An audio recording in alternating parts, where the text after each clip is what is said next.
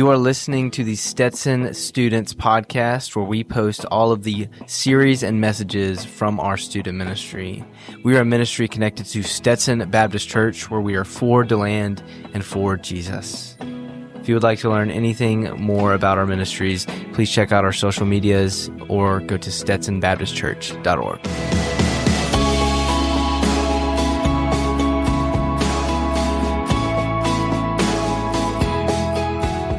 So really, over the next 4 weeks, we're going to be talking about what does it look like for me to have the greatest summer ever, right? So we want you to understand that, man, the summer, it's not just a season where you get to go and have fun and, be a teenager, but it's also a great opportunity for you to invest in your relationship with Jesus. So we want to help you understand, what does that look like for me to use my summer to invest in my relationship with Jesus. Just because we're not meeting in this room on a Wednesday night during the summer does not mean that your faith cannot grow in a season over the summer. So I want to start us off with a question to kind of get us jumping, get the ball rolling into our series, and it is this: who's winning? One gorilla or 100 guys? Who's winning that? No, I'm just kidding. I'm kidding. That's not my question.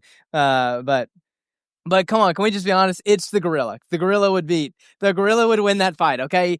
10 out of 10 times, cannot make me think differently. It is the gorilla, okay?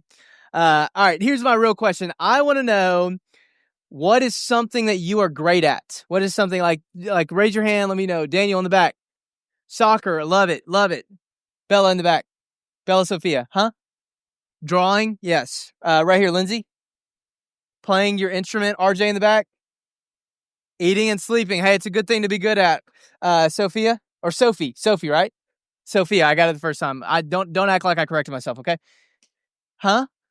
Crocheting. I got scolded because I called crocheting knitting. Don't do that, by the way. I know some of your faces already are showing me what you believe. Catherine, don't look at me like that. It's scary. What is yours, Catherine? Ballet. It was Taylor in the back, correct? No, not Taylor. Carly. Yes. Writing, like writing stories, or okay. Well, I have a lot of college papers to do right now, so I'll talk to you after. Okay? Yeah, you got that for me? Cool. Yeah. So all right. What about this? Let me know. Even if you didn't tell me what you're great at, I want to know, why are you great at that? Like, what makes you great at what you're great at? All right. Next is Abby, right? Cool. Jesus makes you. Oh, come on, church answer. Let's go. Holy. Paige. And what were you great at?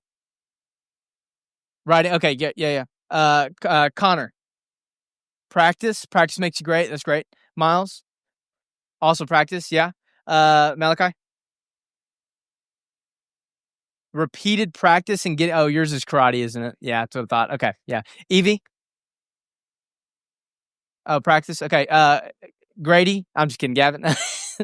What's up? Okay. Yeah. So perseverance. That's good. Mackenzie, did you have your hand up? Okay. What? If it's drawing, practice until you're. So a lot of you are like doing the thing, right? Like practicing, or hey, if I fail, I learn from my failure. I keep moving on. I keep getting better. So what's great is, I don't know about you, I'm a very competitive person. Anybody else? Any other competitive people in there? Yeah. So I grew up with a sibling, and so that usually correlates. Like, I always wanted to be better at him than everything. I am better at him than everything. So don't talk to him. He's not here, so he can't speak for himself. But no, I'm a very competitive person. I have a sports background, and so it played into my sports. Sports creates a lot of that. So what my competitiveness means is, I want to be great. Like, I don't want to just do something to do it, but I want to be great at it. It literally takes over a lot of what I do. Fun fact, I'm a big podcast listener, but I can't listen to a podcast and not listen to every single podcast of that podcast. So like, if there's a podcast that I pick up and I'm 200 episodes behind, I will go back and listen to those 200 episodes, because I have to be great at listening to podcasts. Like, and I got to be like a true fan of that. And so what's cool is in the Bible, we actually get to see Jesus teach us, how do I be the greatest version of myself? He looks at, like, as we walk through the greatest summer ever, I really want us to focus on the word greatest today. And what's cool is we get told, well, how can I be the greatest Nate? How can I be the greatest, whatever, insert your name, that I can be? Not just in the summer, but in life. And so we actually see it in many different books of the Bible, but primarily we're going to be looking at Luke 22 today, and really just 3 verses that talk to us about Jesus telling us, how can I be the greatest version of myself? So picking up in verse 24, I'm going to read, explain, and then we're going to jump into some application. Cool? If you're with me, give me a thumbs up. Yeah? Great. Okay, that's like half around. Let's do it again. If you're with me, thumbs up. All right, we're getting better. All right, we'll get there. Right? Picking up in verse 24 of chapter 2 of Luke, says this. A dispute also arose among them, talking about the disciples, as to which of them was to be regarded as the greatest. So I imagine in this moment, so the disciples are with Jesus, and they're kind of like around a table, and they're talking like friends do, and they start going like tit for tat. Who's the best disciple? Who is the best follower of Jesus in that time? So one's probably like, well, hey, I healed a blind person 3 times in the last week and a half. And the other is like, oh, that's so cool. I made a paralyzed man walk, so I'm the greatest, right? Or they're like, man, I respect, Jesus has told me this and he hasn't told you this or whatever. And so they're going like back and forth like friends or siblings would do. And so they're like arguing and trying to make a case for why they are the greatest of the followers of Jesus. And so Jesus steps into this and he goes, and Jesus said to them, the kings of the Gentiles exercise lordship over them, and those in authority over them are called benefactors. But not so with you. Rather, let the greatest among you become as the youngest, and the leader as one who serves. So Jesus steps into this as they're kind of going back and forth, and one of them probably goes like, Jesus, what do you think? Like, wouldn't you tell John that I'm better than him? Or tell Peter, I'm the one that you would go to. Like, I'm the cool one, right? And Jesus comes to them and in very Jesus-like manner says a wise, almost like analogy to them. Instead of just answering them straight up of, you're the best or you're the best. He goes, hey, the Gentiles, they have leaders, and their leaders lord it over them. In a sense, he's saying there's a hierarchy to leadership. Like, if I am the greatest, if I'm the leader, if you will, the greatest, if I was a Gentile, I would lord it over you as somebody beneath me, that I'm greater than you. And in a sense, he's telling them, this is what you're doing right now. We still, like, this resonates with us, I think, today. When I think of that, I think of this. Has anybody ever seen somebody ride in a really cool limo? Yeah. I don't know about you, but when I look at that, I'm like, that's pretty cool. That person's probably loaded. That person's probably famous, Or like if they have like security around them, it's like people are serving them because they're greater, right? And that's what he is saying, is that is how the world works. But Jesus steps into that and he goes, but not so with you. Instead, you need to act differently. He uses the analogy, a younger serving the older. That's still true kind of today, but in this sense, like your birthright, like your birth order really mattered. And so if you were younger, if you were born younger, I don't know about you, I'm a youngest. And so I would be serving my older brother. Like he would have authority over me to tell me, what am I supposed to do? And I would serve him because he's older than me. And he outrights me in birth and he is in a sense greater than me. And so Jesus says, we need to act as the younger brother. We need to come and with our greatness, do it through service. And in a sense, he is looking at them and saying, we need to flip the whole system upside down. You guys are coming to me arguing for your greatness. You need to be flipping it and saying, how can I serve? How can I become the weakest? How can I become the least? He finishes by saying this in verse 27. For who is the greater? One who reclines at the table or one who serves? Is it not the one who reclines at the table? But I am among you as the one who serves. So Jesus doubles down again. And he says, like, think about it. If you're reclining at a table versus somebody serving the person at the table, who's greater? Well, the world would tell you the person at the table is greater. The world would tell you that the person serving them is not as great as the person who's being served. That's the order of the matter. But then he goes, well, that's what the world says. But what have I done? What have I, as Jesus, done? The person that you look up to, the person that you would call great.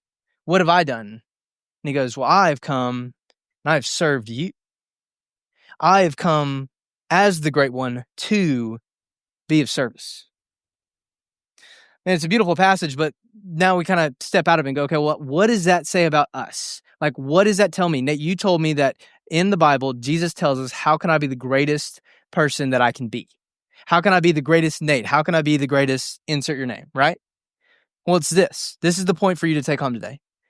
To be the greatest person you can be, you must be a servant. Be a servant. Look to serve one another. Look to help one another. Look to aid one another.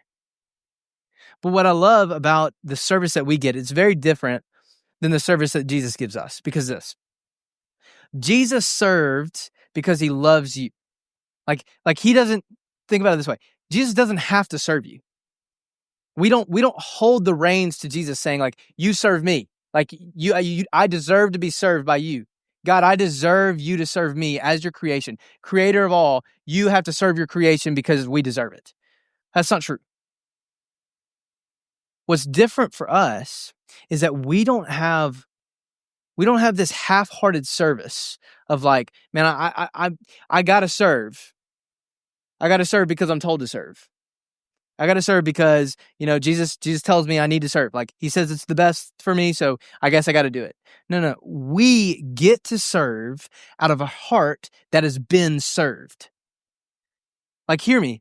You will never serve somebody as great as Jesus has already served you.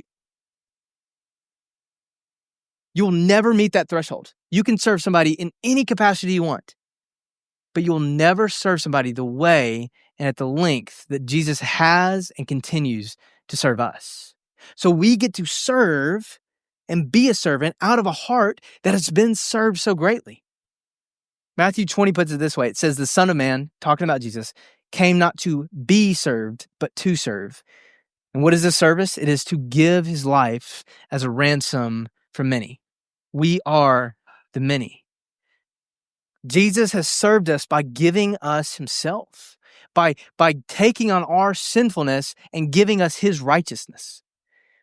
By saying you could not measure up to the way that you had to be saved and be in right relationship and have eternity with me again. So I came to serve you so that you could. Hear me, there is no greater service than that. And so we get to serve out of a heart of gratitude. We get to serve out of a heart of joy, knowing that it is only by Jesus that we can be saved and that we have the opportunity to serve in the capacity that we do. So what does this look like? So I need to be a servant. We need to be a servant. I thought about 3 ways that we need to be servants and in areas that we can be a servant so that you can literally take this home and go, all right, Nate, this is how I can change my life to be a servant. Okay? It's 3 things, 3 quick things. And then we're gonna sing and we're gonna get out of here, okay? It's this. First, you must serve with your actions. What does it look like to be a servant? It looks like serving with your actions. What does this mean? This means to seek tangible and physical opportunities to serve somebody else. It means to literally go and serve somebody with your actions. It's not to sit around and think about it. It's not to, look at somebody and tell somebody about it. It is to go and do. For example, it looks like going home tonight, looking at your mom and dad and saying, what chores can I do around the house, and go and doing them. It looks like looking in the dishwasher or looking in the sink tonight and seeing that there's dishes and doing them. It looks like looking at the clothes that are on your floor that your mom or dad have asked you over and over and over, please put those away, please put those away, please put those away, and putting them away.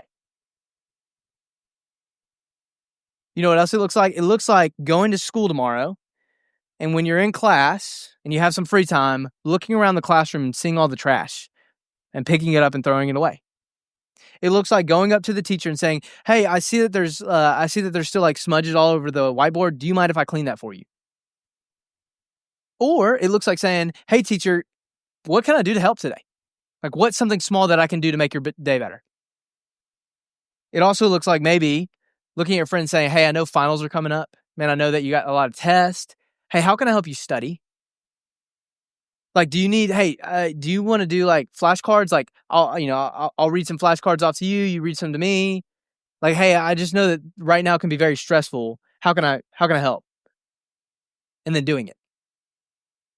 And serving with our actions. Can I tell you a very, very cool opportunity that I'm going to shamelessly plug for us of how you can serve the church?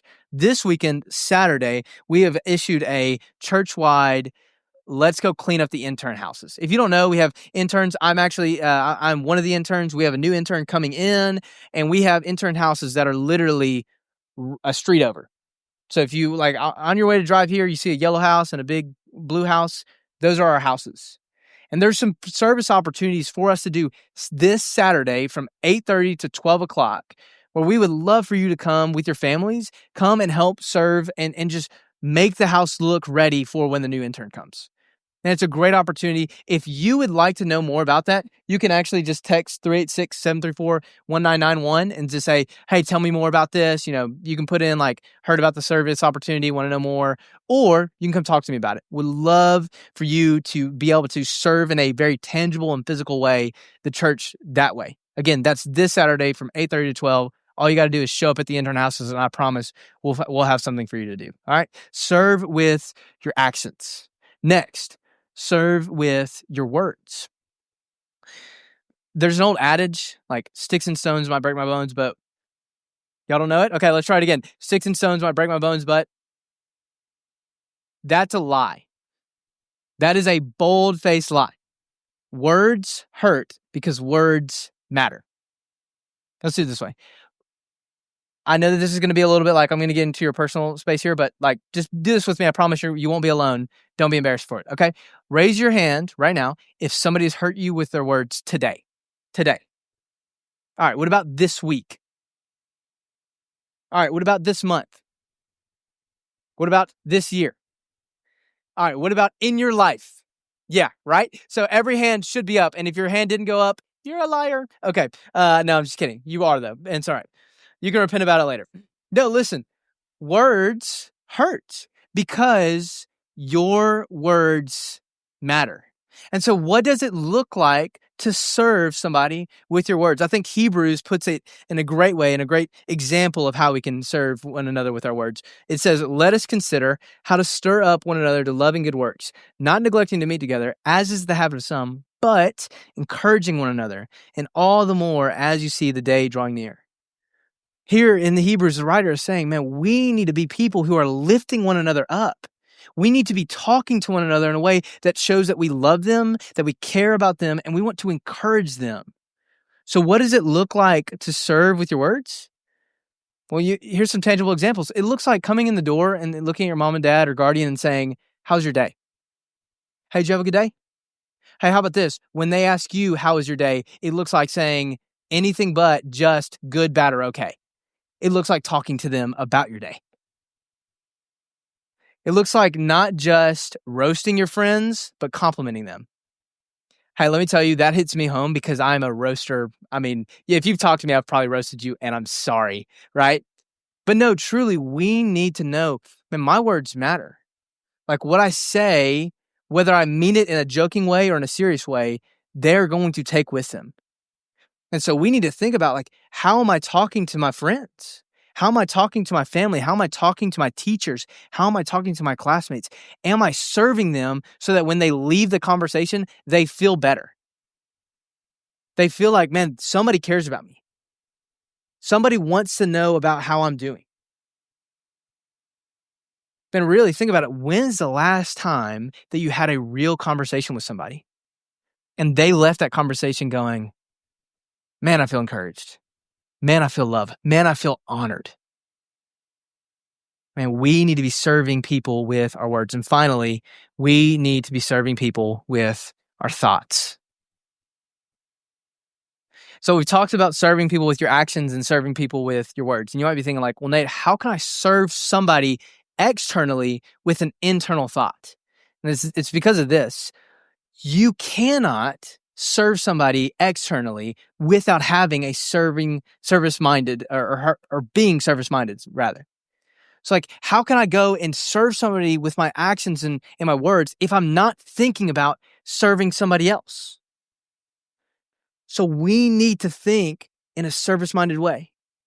How do I do that? How do I serve somebody with my thoughts? It's this. You ask this question to yourself every opportunity you have. How can I serve blank right now? How can I serve blank right now? It is walking into an opportunity, whether it's your parents, whether it's your friends, your classmates, your neighbors, somebody random, and going, how can I serve blank right now? How can I serve my mom right now? How can I serve my friend right now? How can I serve my teacher right now? How can I serve my coach right now? Answering it and then doing it. And let me tell you, maybe you go to that and go, well, man, Nate, I've asked that question before and I've gone with the answer, I don't know. Here's a crazy thing. You can ask that person, hey, listen, I want to serve you right now. How can I do that? I want to do something for you right now. I want to be servant-minded towards you. How can I do that right now? Can I tell you, like, even if they say, hey, man, I really appreciate the offer, but there's nothing really that I need right now.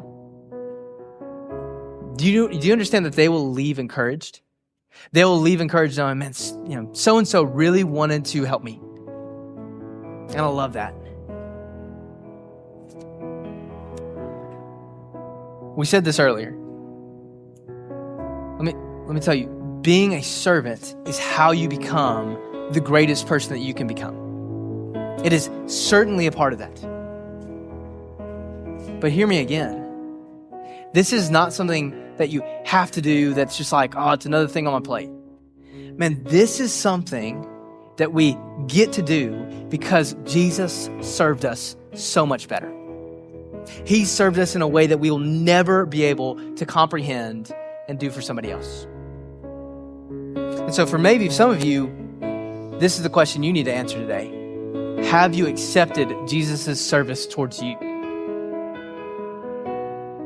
Listen, we cannot serve people like Jesus if we do not already have Jesus' service in us. Man, I would love to walk you through what it looks like to accept Jesus as your Savior and to walk a life following Him.